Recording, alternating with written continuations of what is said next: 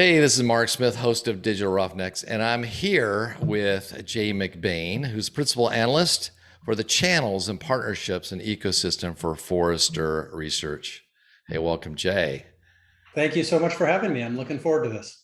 Now, Jay and I actually spoke, it's been probably a couple years ago when I was the host of IoT Playbook, and we talked about what was happening in the channel and where it was growing. And you made a prediction that I'm actually the fulfillment of, I'd like to say. I mean, you went out there and said, I think a lot of channel partners are going to create their own product and switch from being just a channel partner to becoming a solution vendor and having to build their own channel. So anyway, I don't know if that's still an accurate thing you'd say today, but that's exactly what happened to me.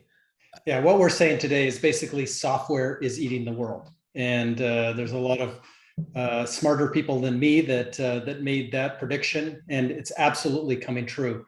In the channel, just to define it quickly, is of all the world GDP, of everything we buy as a consumer, everything we buy as a business person, 75% of it today goes through other people. You buy a car from a dealer, you buy a TV from a retailer, you buy a jar of peanut butter from a grocer.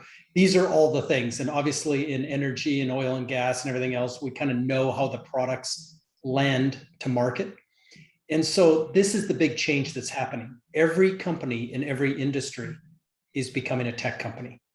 Every professional services firm now has the tools, the workflows, the processes, the logic, the no code, the low code. They have the ability to go build products of repeatable and highly valuable software to solve really, really big problems. So, and I even saw, when you were reflecting back, because you follow Microsoft really closely for years, right? And you had some number on there with the number of channel partners that they're adding like every day. It was some crazy number. Like what was that number? Yeah, so Microsoft's one of the biggest companies from a channel perspective. 96% of their revenue is channel assisted. So just the culture, right from the person in the mailroom right to the CEO, is just channel first. And here's a company that we know have had hundreds of thousands of VARs forever. It drove them through the 80s, it drove them through the 90s. I sold PCs with IBM and Lenovo for 17 years, so I knew this really well. Those were the same partners that we had.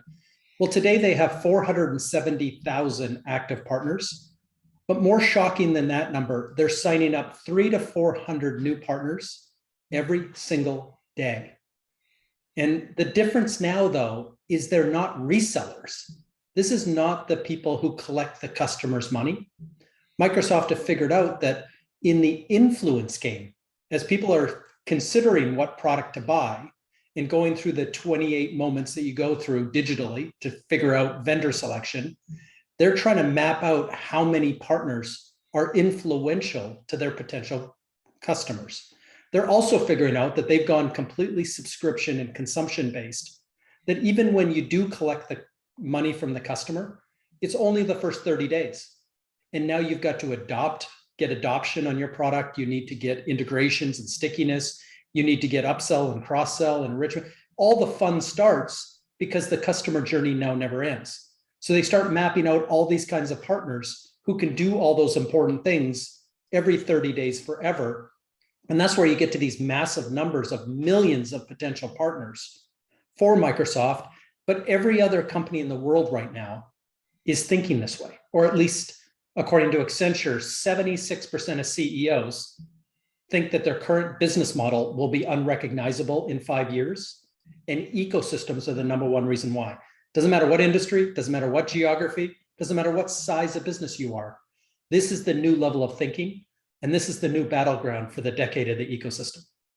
So you'd even written also about like Salesforce and other companies. So, I mean, are all the major software companies really following the sort of channel model?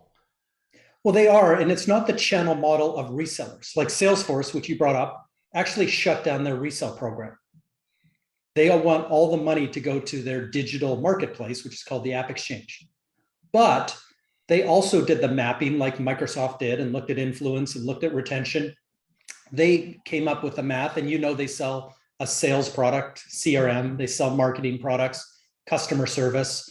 So the clouds that they have, the number they came up with working with Forrester is 250,000 new partners that they're now recruiting to double the size of their company in the next 5 years.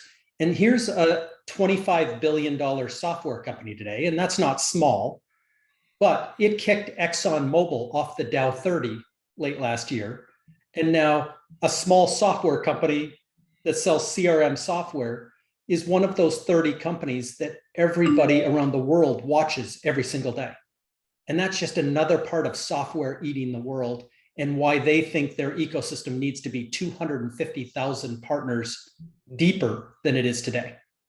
Now, you mentioned something before we got on here, which I had no idea, but two of the biggest distributors out there in the IT space, Tech Data and Ingram, they just went through, they just got bought. But what was the valuation? And then compare that to software companies. Yeah, so we're watching this closely, and these distributors do phenomenal work, and they're orchestrators of a lot of things that go on. The capital and credit facilities, they get products shipped across the oceans and out in distributions. And I mean, for 40 years, they've been really the core way that industries, and this is not just the technology industry, this is every industry, how products get to market through distribution and wholesale. Well, these companies today are being recognized or valued at 10 cents to the dollar. So all that wonderful work and all that high value stuff they do, for $50 billion in revenue is worth 5.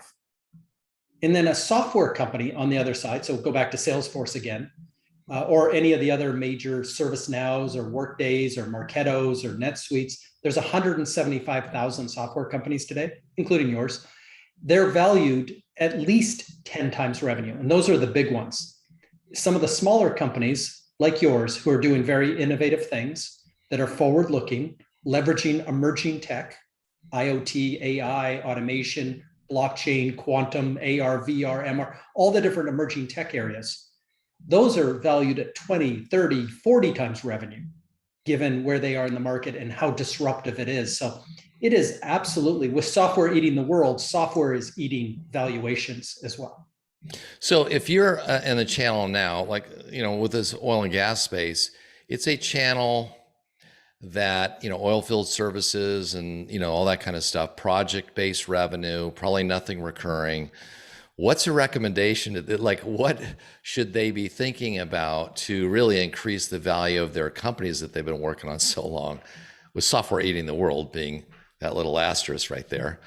We'll start to think about those projects. And start to think about the things that you've done twice or 3 times or 4 times.